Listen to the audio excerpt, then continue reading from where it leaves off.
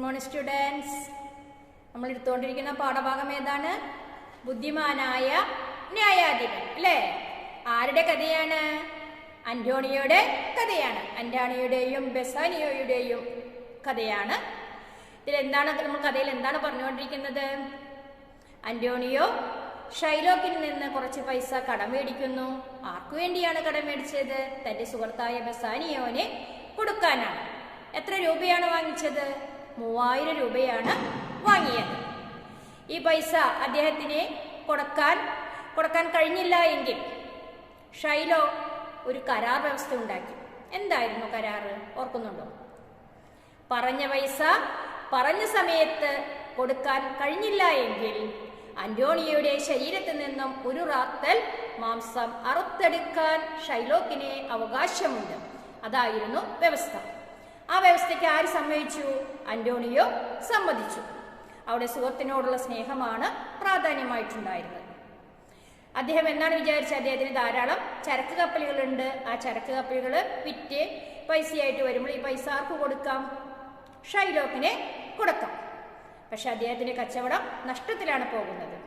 ഇത് മനസ്സിലാക്കിയ ഷൈലോക്ക് കരാർ വ്യവസ്ഥ പ്രകാരം തന്നെ എന്ത് ചെയ്യണമെന്ന് ആവശ്യപ്പെടുന്നു? പൈസ തരാം, ഒന്നുകിൽ തരിക, തന്നിട്ടില്ലെങ്കിൽ വ്യവസ്ഥ പ്രകാരം നടപ്പിലാക്കണമെന്ന് കോടതിയിൽ ആവശ്യപ്പെടുന്നു.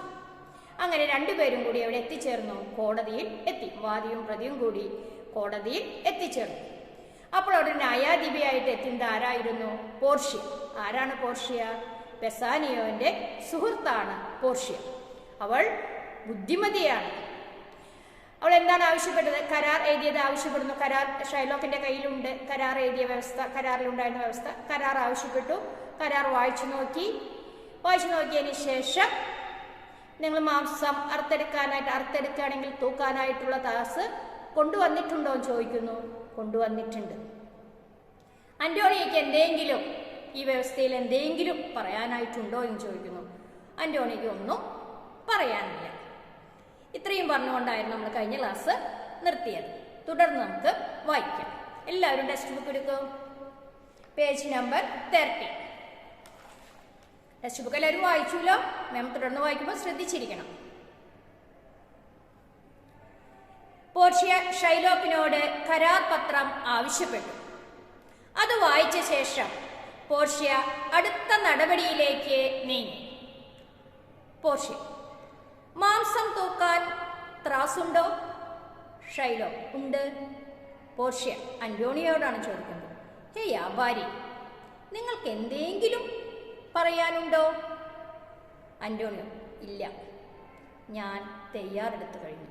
അതായത് മാംസം കൊടുക്കാനായിട്ട് തയ്യാറെടുത്തു കഴിഞ്ഞു. എനിക്കൊന്നും പറയാനില്ല. ഷൈലോ: ശിക്ഷ നടപ്പാക്കാൻ ഞാൻ അപേക്ഷിക്കുന്നു. ശിക്ഷ നടപ്പിലാക്കാൻ ഭയങ്കര ധൃതിയായി. ശിക്ഷ നടപ്പിലാക്കാൻ ഞാൻ അപേക്ഷിക്കുന്നു എന്ന് ആര് പറയാണ്? ഷൈലോക്ക്. പോർഷ്യ: ശരി. അയാളുടെ നെഞ്ചിൽ നിന്നും ഒരു റാത്തൽ മാംസം നിങ്ങൾ തന്നെ മുറിച്ചെടുക്കും. പക്ഷേ ഒരു നിബന്ധനയുണ്ട്.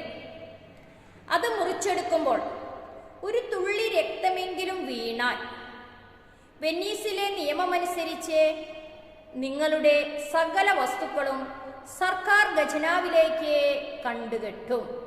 എന്തായിരുന്നു നമ്മുടെ പോർഷ്യയുടെ ബുദ്ധിശക്തി നോക്കൂ. എന്ത് വ്യവസ്ഥയായിരുന്നു അവർ വെച്ചത്? ഷൈലോക്കിനോട് പറയുകയാണ്, നിങ്ങൾ തന്നെ അന്റോണിയോയുടെ നെഞ്ചിൽ നിന്ന് മാംസം മുറിച്ചെടുത്തോളൂ. പക്ഷെ ഒരു വ്യവസ്ഥയുണ്ട്. മുറിച്ചെടുക്കുന്ന സമയത്ത് ഒരു തുള്ളി രക്തം പോലും താഴെ വീഴാൻ പാടില്ല. വീഴുകയാണെങ്കിൽ നിങ്ങളുടെ എല്ലാ സമ്പത്തും സർക്കാർ ഖജനാവിലേക്ക് കണ്ടുകെട്ടും. അതായത് സർക്കാരിലേക്ക് കണ്ടുകെട്ടും. ഇനി നിങ്ങൾക്കൊരു സമ്പത്തും ഉണ്ടാകില്ല. പോർഷ്യയുടെ പ്രസ്താവന കേട്ട് അന്റോണിയോ നടുങ്ങി. ന്യായാധിപമായുള്ള നിരവധി വാഗ്വാദങ്ങൾക്ക് ശേഷം തൻ്റെ തെറ്റുകൾ തിരിച്ചറിഞ്ഞ് ഷൈലോക്ക് ഒരു നല്ല മനുഷ്യനാകാൻ തീരുമാനിച്ചു. എന്താണ്ടായത്? പോർഷ്യയുടെ പ്രസ്താവന കേട്ട് അന്റോണിയോ നടുങ്ങി. പക്ഷെ ആർക്കും ഇതായി. ഷൈലോക്കും ആകെ വിഷമിച്ചു. എന്താണ്? മുറിച്ചെടുക്കാം, മാംസം മുറിച്ചെടുക്കാം, അതിന് തനിക്ക് അനുവാദമുണ്ട്. പക്ഷെ ഒരു തുള്ളി രക്തം പോലും താഴെ വീഴാൻ പറ്റില്ല. അതെങ്ങനെ പറ്റൂ? ഇനി എങ്ങനെ വീഴുകയാണെങ്കിലോ തൻ്റെ ഇക്കണ്ട കാലത്തെ സമ്പത്ത് മുഴുവൻ എവിടേക്ക് പോകും? സർക്കാരിലേക്ക് പോകും. അതും പറ്റില്ല. എങ്ങനെ കുറേ നേരം അങ്ങോട്ടും ഇങ്ങോട്ടും വാഗ്വാദം എന്ന് പറഞ്ഞാല് വാക്ക് തർക്കം, അതങ്ങനെയായാലും ശരിയാവോ? അങ്ങനെ വാഗ്വാദങ്ങൾ കുറേ പ്രാവശ്യം നടത്തി. അവസാനം ആര് വിജയിച്ചു? പോർഷ്യ വിജയിച്ചു, നമ്മുടെ അന്റോണിയോ വിജയിച്ചു. ഷൈലോക്ക് തോൽക്കും ചെയ്തു. ഈ കേസിൽ ആരാണ് തോറ്റത്? ഷൈലോക്ക്. വിജയിച്ചത് ആരാണ്? അന്റോണിയോ. എന്നൊരു കാര്യം നമുക്ക് മനസ്സിലായി. എന്താണ്? നീതിയും അനീതിയും തമ്മിലുള്ള ഒരു തർക്കമായിരുന്നു ഇവിടെ. ഇവിടെ ജയിച്ചത് ഏതായിരുന്നു? നീതിയായിരുന്നു, ന്യായമായിരുന്നു. നമ്മുടെ അന്റോണിയോ ചെയ്ത കാര്യം ന്യായമാണ്, സുഹൃത്തിനെ സഹായിക്കുകയാണ്. അന്യായമാണ് ആര് ചെയ്തത്? ഷൈലോക്ക് ചെയ്തത്.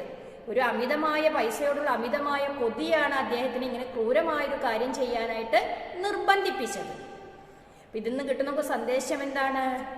ന്യായമായ കാര്യം എന്നും ഇവിടെ നിലനിൽക്കും, അല്ലേ?